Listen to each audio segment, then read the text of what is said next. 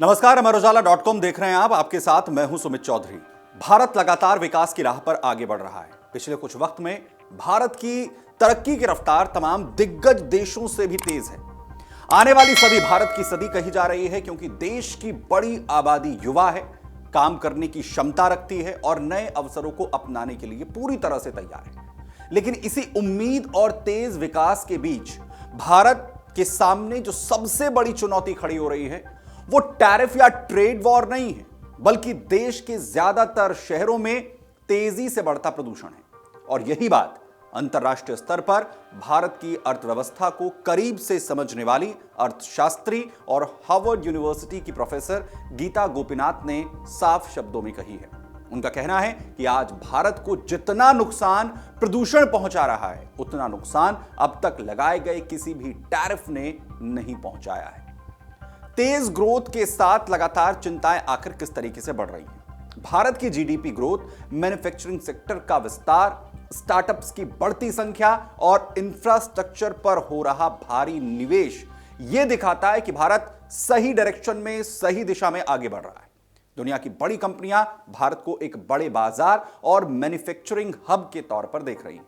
लेकिन इस विकास की कीमत अगर लोगों की सेहत को चुकानी पड़े तो यह तरक्की लंबे वक्त तक टिकाऊ नहीं रह सकती। गीता गोपीनाथ ने कहा है कि जब भी आर्थिक विकास की चर्चा होती है तो फोकस व्यापार नीतियों, एक्सपोर्ट, इंपोर्ट और टैरिफ पर चला जाता है, जबकि असल में प्रदूषण एक ऐसी समस्या है जो चुपचाप देश की आर्थिक नींव को भी कमजोर करती है। बड़ी बात यह है कि यह आखिर कैसे भारत की जो अर्थव्यवस्था है, जो उसकी नीतियां, उसे कमजोर कर रहा है। दरअसल वर्ल्ड बैंक की एक रिपोर्ट के मुताबिक भारत में हर साल करीब 17 लाख लोगों की मौत प्रदूषण की वजह से हो जाती है। और यह आंकड़ा बताता है कि देश में होने वाली कुल मौतों का जो लगभग 18% यह हिस्सा है, और सिर्फ यह प्रदूषण से जुड़ा हुआ है। यह कोई छोटा आंकड़ा नहीं है, बल्कि एक ऐसा संकट है, ऐसी समस्या है जो सीधे देश की जो कामकाजी आबादी है उसे प्रभावित कर रहा है।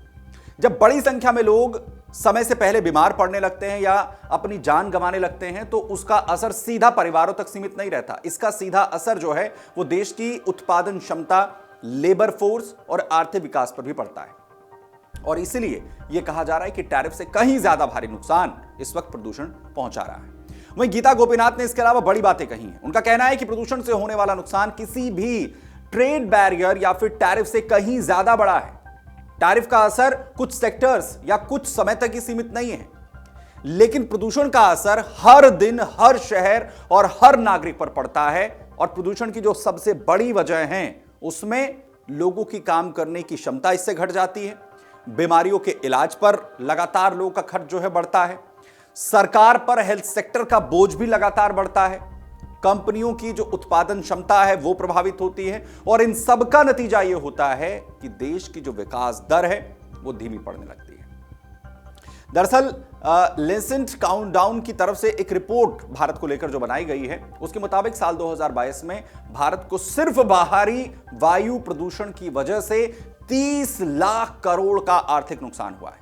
और इसमें PM 2.5 जैसे बेहद बारीक प्रदूषण कण, गाड़ियों का धुआं, फैक्ट्रियों और थर्मल पावर प्लांट से निकलने वाला प्रदूषण शामिल है। और यह नुकसान भारत की कुल अर्थव्यवस्था का करीब 9.5% है। और अगर यह नुकसान नहीं होता तो भारत की आर्थिक ग्रोथ कहीं ज्यादा मजबूत हो सकती थी। माना जाता रहा कि प्रदूषण से बड़े शहरों की समस्या है, लेकिन हकीकत इससे अलग है। गांव में घर के अंदर होने वाला प्रदूषण, जैसे लकड़ी, कोयला और ईंधन का जो इस्तेमाल किया जाता है कच्चे, वहां पर बड़ी संख्या में लोगों की जान ये लेता है।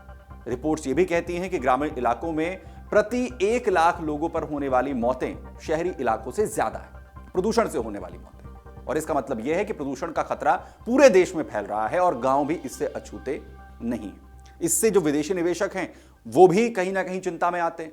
भारत खुद को एक ग्लोबल मैन्युफैक्चरिंग और निवेश डेस्टिनेशन के तौर पर इस वक्त प्रेजेंट कर रहा है, पेश कर रहा है। लेकिन Gita Gopinath World Economic Forum में मौजूद थी और उन्होंने कहा कि विदेशी निवेशक सिर्फ टैक्स छूट या सस्ती लेबर देखकर नहीं आएंगे, बल्कि वो ये भी देखते हैं कि वहां पर रहने और काम करने का माहौल कैसा है। खराब हवा होगी, बढ़ता हेल्थ रिस्क होगा, जीवन की खराब गुणवत्ता होगी, तो निवेशकों के फैसले को यह प्रभावित करता है। साफ शहर और बेहतर जीवन स्थितियां भारत को और ज्यादा आकर्षक डेस्टिनेशन बना सकती हैं। विकास के साथ साथ ये जो साफ हवा है ये आखिर क्यों जरूरी है? गीता गोपीनाथ ने साफ कहा कि प्रदूषण से निपटना सिर्फ और सिर्फ पर्यावरण बचाने के लिए नहीं है, ये लोगों की जान बचाने, देश की आर्थिक रफ्तार बनाए रखने और भारत को लंबे वक्त तक मजबूत अर्थव्यवस्था बनाने के लिए भी बेहद जरूरी है। और इस पर अब गंभीरता से सोचना होगा, तमाम शहरों को साफ सुथरा बनाना होगा और तभी भारत जो अपनी विकास की रफ्तार देख रहा है, जो नंबर 3 की वो पावर बनने की उम्मीद कर रहा है, वो जल्द होगा, गीता गोपीनाथ कहती हैं।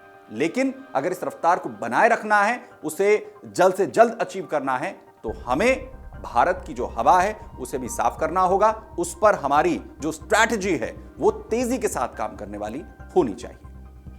अगर आप ये वीडियो YouTube पर देख रहे हैं तो हमारे चैनल को सब्सक्राइब कर बेल आइकन दबाएं और Facebook पर देख रहे हैं तो हमारे पेज को लाइक करें। अगर आप ये वीडियो YouTube पर देख रहे हैं तो हमारे चैनल को सब्सक्राइब कर बेल आइकन दबाएं और Facebook पर देख रहे हैं तो हमारे पेज को लाइक करें।